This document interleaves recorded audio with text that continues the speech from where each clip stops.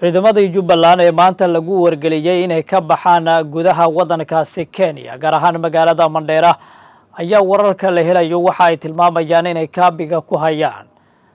magaalada Balad Xaawe ee gobolkaasi Gedo. Mucaaradka dowladda federaalka Soomaaliyana waxa ay dhaqdhaqaaqyo ciidan ka bilaabeen qaybo badan oo ka mid ah gudaha magaalada Muqdisho kadib markii hanjabaado culus dhawaan uu hawada u mariyay wasiirka difaaca Soomaaliya. sulu dawada haday tahay markaaga kugu horeysay ayaa soo booqato halkan subscribe saarno like gare muuqaalkan waad ku mahadsan tahay soo booqashadaada anu ku horumarno wararka laga helayo gobolka Gedo waxa ay ku waramayaan in ciidamada Jubbaland ee fariisinka ku lahaa duleedka magaalada Mandheera guud ahaanba ay ka soo tallaabeen xadbeneedka isla markaana ay joogaan meel aan sida ugu fogeyn magaalada Balad Xaawe ee gobolkaasi Gedo. dhaqdhaqaaqyo ciidan ayaa la tilmaamayaa in caawa ay halkaasi ka wada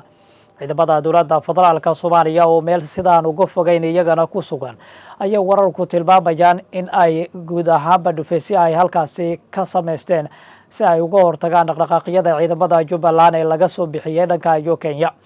wararku waxa ay tilmaamayaan in Maxamuud Sayid Aadan iyo Axmed Maxamed Islaam Madoobe ay dowladda waddankaasi Kenya ku wargeliyeen in guud ahaanba ciidamadoodu ay sii joogaan si markaasi ay tabaabushees iyo abaabul kale ay u sii galaan. waxaana la sheegayaa in guud ahaanba dowladda waddankaasi Kenya tallaabadaasi ay ka biyadiiday isla markaana ay ku wargelisay in ciidamadooda ay ka baxaan gudaha waddankaasi Kenya ayna u tallaabaan dhanka Soomaaliya oo ay sheegeen in xadbeneedku ay ka tallaabaan. waxay u muuqanaysaa tallaabo culus oo ay dhinacyadu muujinayaan. ciidamada Jubbaland waxaa la tilmaamayaa in hadda ay isku dayayaan inay qaadaan warar rogaal celis oo ay ku beegsanayaan qaybo badan oo ka mid ah gobolkaasi gaar ahaan magaalada Balad Xaawe oo xarun istiraatiiji ah oo ay doonayaan in mar kale ay gacanta ku dhigaan. talaabadan waxay u muuqanaysaa mid xoogan oo ay sidoo kale kala kulmi karaan iska caabin xoogan ciidamada dowladda federaalka Soomaaliya ee fadhigoodu yahay Balad Xaawe gaar ahaan xeer UK.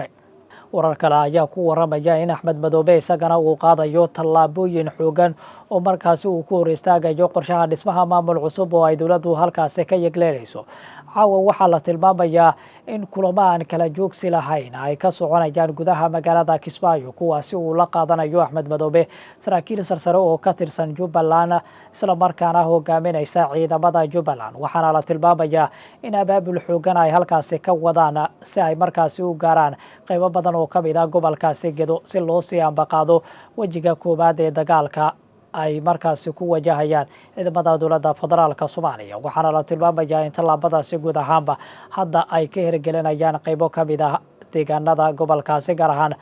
magaalada Kismaayo. waxaana lagu soo waramayaa in dhaqdhaqaaqyadu hadda ay xoogaysanayaan. magaalada Dolow ee gobolkaasi Gedo hadda waxaa laga soo waranayaa in xaaladdu ay degan tahay walow ciidamada Itoobiyaanka lagu arkayo qaybo badan oo ka mid ah gudaha magaalada. hase ahaatee warar hoose oo la helayo waxa ay tilmaamayaan in marba markii kasii dambeysa ay ciidamadaasi dhaqdhaqaaqyo iyo falal kale oo argagax leh ay ka geysanayaan gudaha magaalada Dolow. waxaase lagu soo waramayaa shacabku inay taaqi ka joogaan ciidamada halkaasi ku sugan ee Itoobiyaanka isla markaana marba markii kasii dambeysa sameynaya falal ledigu ku amniga aynan jirin garab kale oo la xisaabtamaya. waxaana ay hoosta ka xariiqayaan in xilligan loo baahan yahay in ciidamadan Itoobiyaanka ay isaga baxaan gudaha magaalada Dolow. waxaana ay sheegeen inay u gudbaan inta kale ee gobolkaasi waana tallaabo culus oo markaasi guud ahaanba ka qayb qaadan karta sugidda amniga sida ay ku waramayaan ila xagga amniga oo si weyn u falanqeynaya muddooyinkii ugu dambeeyay arrintaasi. waxaa la tilmaamayaa in guud ahaanba gobolka uu galayo saacadihii ugu dambeeyay xaalad dagaal halka sidoo kale shabaabkuna iyaguna ay soo food saareen dagaalo kale oo ay ku doonayaan in deegaana ay ku qabsadaan si ay markaasi uga faa'iidaystaan khilaafka xoogan ee ka dhex jira dowladda federaalka Soomaaliya iyo sidoo kale maamulka Jubbaland kaasi oo muddooyinkii ugu dambeeyay baa halkaasi ka jiray.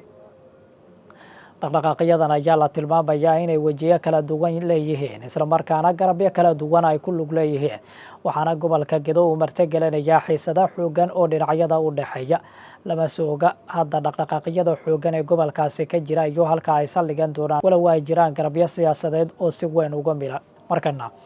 mucaaradka dowladda federaalka Soomaaliya ee fadhigoodu yahay magaalada Muqdisho ayaa siyaabooyin kala duwan waxa ay uga hadlayaan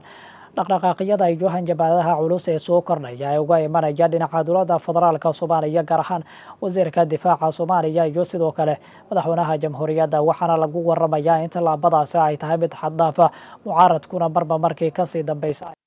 in la ilaaliyo xasiloonida iyo sidoo kale deganaanshiyaha deegaanku, waxaana ay sheegeen in xuriyatul qowlku muhiim uu yahay isla markaana ay ka hadli karaan wax waliba oo quseeya guud ahaanba jiritaanka dalka, waxaana ay sheegeen in muhiimad gooni ah ay leedahay inay ka hadlaan xaaladan kala guurka ee wadanka uu wajahayo.